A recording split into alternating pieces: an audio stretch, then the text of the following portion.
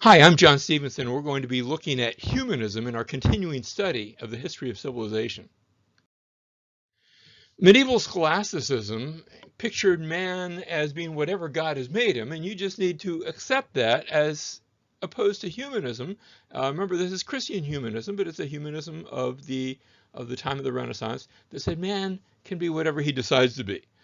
Scholasticism had endorsed a stylized art where everything, artists painted things the same way, a great emphasis upon painting biblical and spiritual sorts of things. And to humanism, there's added now a perspective in art. Remember, we looked last time at Leonardo da Vinci and his Last Supper. In medieval scholasticism, we learn by studying God. Under humanism, we learn by studying creation, the things that God has made. Under scholasticism, they would endorse the study of the church fathers. Under humanism, there is an emphasis upon the study of the Greek and the Roman classics. Under scholasticism, the emphasis was that we obey authority. Under humanism, now we're going to see a tendency to question authority. Now, humanism of this era was religious humanism. That is, it had Christianity as its background. And yet, under humanism, there is now an emphasis on returning to the sources. Those sources might be the Bible. For example, going back to the Greek New Testament. Eventually, we'll even see that to the Hebrew Old Testament. That's going to take a while to germinate. But originally, they're going to be going back to the Greek text, even the Greek Septuagint. We'll see the older church fathers lifted up as being better than the newer theologians like the more recent Thomas Aquinas and so on. They will have an admiration for the classical writers like Plato and Aristotle. And we'll even see them wondering, gee, could it be that Plato was sort of a proto-Christian? After all, he says some things that sound almost like the Apostle John when he talks about the Word and the Logos. We'll see them reading the Bible through the eyes of the classics, and sometimes even reading the classics through the eyes of the Bible. So it's perhaps going to go both ways. But they will have a very high view of mankind, hence the title of humanist. Now, one of the humanists we want to speak of is Machiavelli. He's living in the 14 and early 1500s, an Italian diplomat, and he's best known for his book, The Prince, which is not published until after his death, either by design or happenstance, but he's already died by the time this is published, and it's a very controversial book. Indeed, to describe somebody as Machiavellian would be to describe somebody who acts in bad faith and with ulterior motives. The idea that the end justifies the means is something that is endorsed in his book and in his writing. He says that it's better to be feared than it is to be loved. Let's see that quote, chapter 17. He says, here a question arises, whether it is better to be loved than feared, or the reverse. The answer is, of course, that it would be best to be both loved and feared, but since the two rarely come together, anyone compelled to choose will find greater security in being feared than in being loved. So he says, look, for most people it might be better to be loved, but for the prince, for the one in authority, it is better that he be feared. Now, contrast Machiavelli with Erasmus, who is the illegitimate son of a priest. His parents die when he's quite young. They die of the plague, and so he enters the ministry. He becomes a priest in 1492, the same year that Columbus is discovering America. He studies Latin and he studies Greek, and not only passes his classes in those, but he becomes a teacher of both and quite versed in both Latin and Greek, and that will lead to him actually publishing. He's going to end up being the publisher of the Greek New Testament, the very first one to publish the Greek New Testament. He is a humanist and taught at Cambridge beginning in 1499. And then, like Martin Luther, he visits Rome. And like Martin Luther, he finds that a very eye-opening experience. Now, Luther, we're going to see eventually departing from the Roman Catholic Church. Erasmus will not do that. But he will publish some things that are somewhat critical of the church. He will try to change the church from within. Now, in 1511, he publishes his book In Praise of Folly. It's a satire, and it talks about the superstition in the church. Perhaps he had seen some of this firsthand in his visit to Rome. He dedicates it to Thomas More, the future Lord Chancellor of England, and it is a play on words because the word more is the Latin word for folly, and it's a play on the word of More's last name, his name Thomas More. He says in his book, almost all Christians being wretchedly enslaved to blindness and ignorance, which the priests are so far from preventing or removing that they blacken the darkness and promote the delusion. In other words, the priests actually make the blindness worse and promote the delusion that people really can see. He goes on to say that these priests, wisely foreseeing that the people, like cows, which never give down their milk so well as when they are gently stroked, would part with less if they knew more. And you have to read that a couple of times to get the sense of how he is poking fun, not just at the people, but at the priesthood as well. As we said, he publishes In Praise of Folly in 1511. He pictures Christians who try to live like Jesus in contrast to the church of his day, where they are decidedly not living like Jesus. The mores of the church are in a very different. He also writes a book called The Education of a Christian Prince. Now, remember we had Machiavelli who wrote his book, The Prince. This is a rebuttal to Machiavelli's Prince. And here, whereas Machiavelli said it's better to be feared than it is to be loved, he says it's better for a prince to be loved than it is to be feared. That those are better qualities in a Christian prince. And so he calls for a rise in general education. Remember, he's a humanist. He's saying we can make people better if we will just teach them better. He also writes a satire. It's attributed to him, at least. It's entitled Julius Excluded from Heaven, and you have to get who Julius is, because Julius was the name of the Pope at that time. Pope Julius in the story dies and he goes to heaven, and he gets to heaven. Peter says, well, you can't come in here. You haven't been righteous enough. Remember, this is a Roman Catholic background, not talking about justification by faith. That's going to be a Protestant teaching. Erasmus is not upholding that. And Peter turns him away and says, you can't come in here because you're not very righteous. And Julius says, well, who do you think you are? You're just a fisherman. I, on the other hand, I'm Pope, and I'm a general, and I'm a governor, and so I'm going to go and make my own heaven. And Julius decides that he's going to go make his own heaven because the heaven of St. Peter just isn't good enough for him. Now, we mentioned Thomas More just a moment ago. He's the High Chancellor of England under Henry VIII, and we'll see him when we get to the Reformation. But right now we're looking at the humanists, and he writes the book Utopia, which is a humanist satire. This is an imaginary island in the New World. Remember how Columbus had recently discovered America? Well, in his book, here's some other island that Columbus hasn't discovered yet, this island of Utopia, where everyone shares things in common. Well, almost everyone. The free people, they indulge in sort of a communism, but every household has 2 slaves, so the slaves aren't very communist.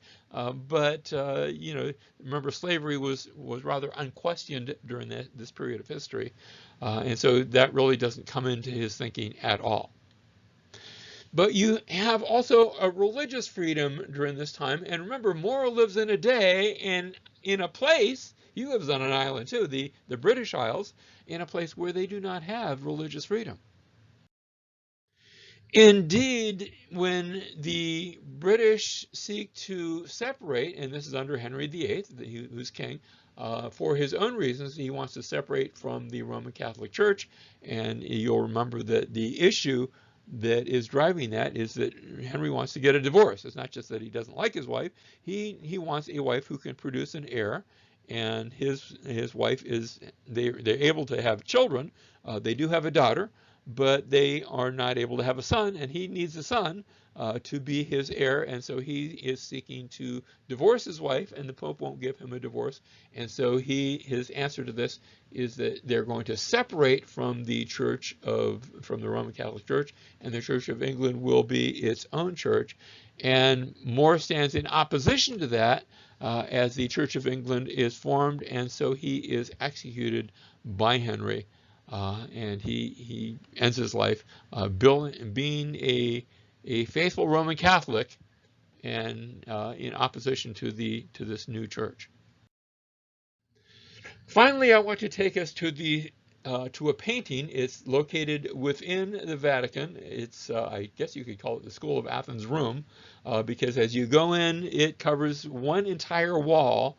It's done in watercolor, and I think Raphael used pastels as well as he was painting this. And what I'd like to do is zoom in on one section of this painting, the central section, which immediately captures our attention. Here, as we come to the central section, we have several characters. First, there is Plato, and next to him is Aristotle. And notice Plato is pointing up toward the heavens. Look at all the heavens, and Aristotle is saying, but look here at the earth.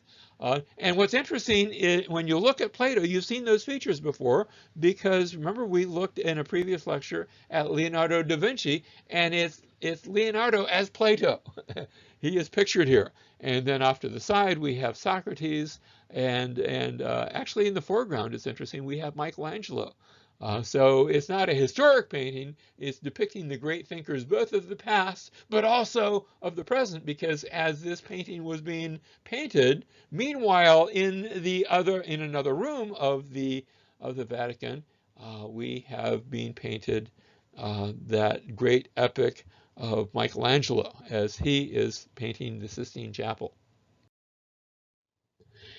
Nicolaus Copernicus, and you've heard perhaps of the Copernican revolution. He is a Polish mathematician, also an astronomer, and he comes forth with what we know as the heliocentric model of the solar system. Helios is the Greek term for the sun, and so his model of the solar system, he's saying that the Earth and the Moon and the planets all revolve around the sun. That is very different from the way that had been taught by both the Greeks, and the church had adopted that thinking that the earth was the center of the universe. And of course, they're borrowing that from the Greeks, but they had found biblical passages that they believed justified that. Now, the Bible doesn't actually say that, but they thought that it did. And Copernicus comes out with this teaching.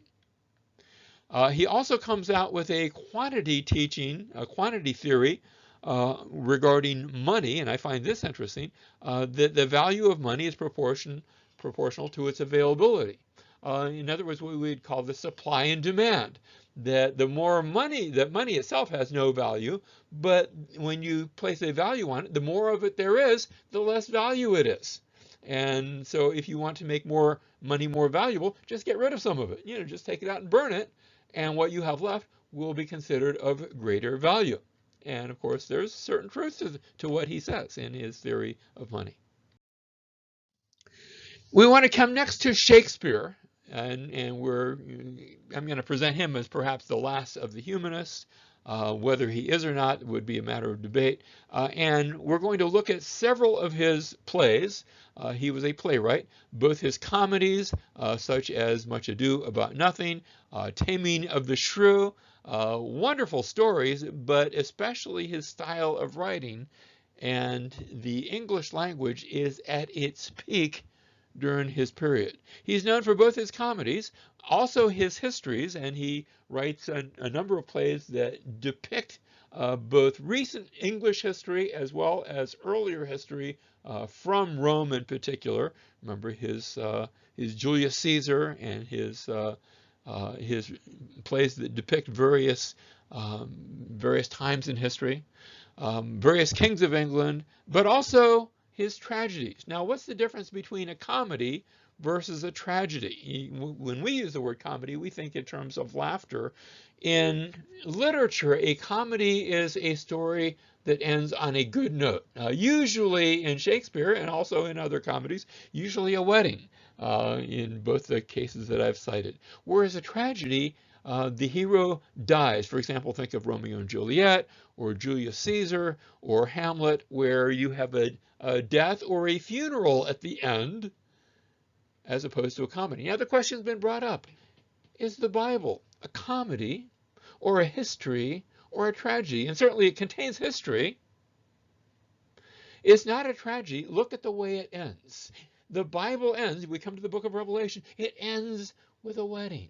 And so can we say it this way? The Bible is a comedy. Not a laughing comedy, but a comedy where there is a good and noble and happy ending. In his As You Like It, and here's some of the good quotes from Shakespeare. We could probably fill a whole lecture upon this.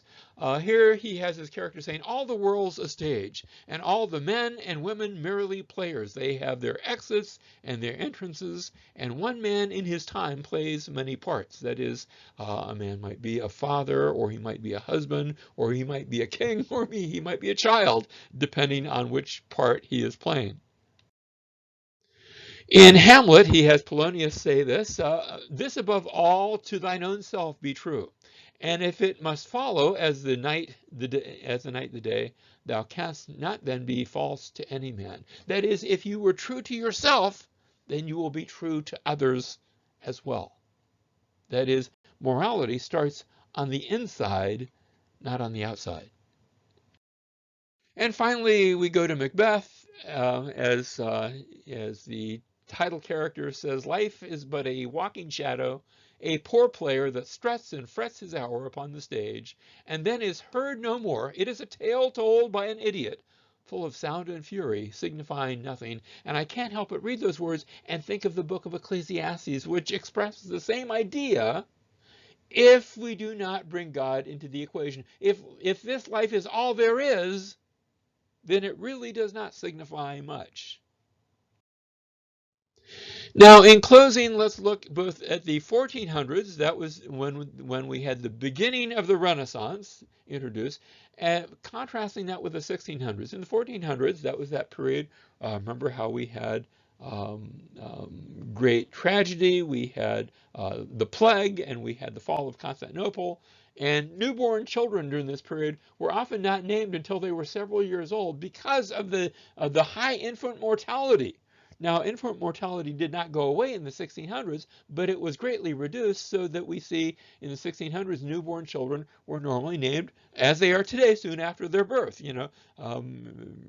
Children after they're a day or so old, they're given a name and it's put on the birth certificate. That might be changed at a later date, but they're given names early on. In the 1400s, a child might be named after a sibling who had died in infancy. That's virtually unknown today, and it was also almost unknown in the 1600s. Now, I'm not saying it never happens. I know of cases very close to my home where that has taken place, but it's rare. In the 1400s, you have arranged marriages solely on the basis of economics. In the 1600s, that's still there on occasion, but sometimes love becomes a factor in marriage. A very different outlook, and bringing us to what will eventually be the age of Romanticism.